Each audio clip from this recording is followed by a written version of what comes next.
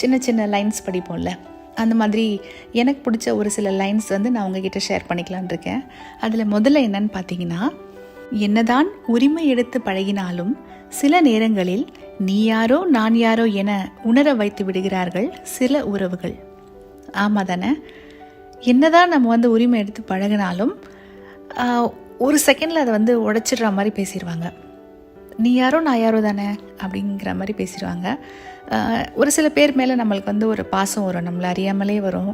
அவங்கக்கிட்ட நம்ம நிறைய உரிமை எடுத்து பழகுவோம், மனசார நிறைய உதவிகள் செய்வோம், மனசார நிறைய விஷயங்கள் அவங்களுக்கு தருவோம், அவங்கக்கிட்ட பேசுவோம், பழகுவோம், இது மாதிரி செய்வோம்.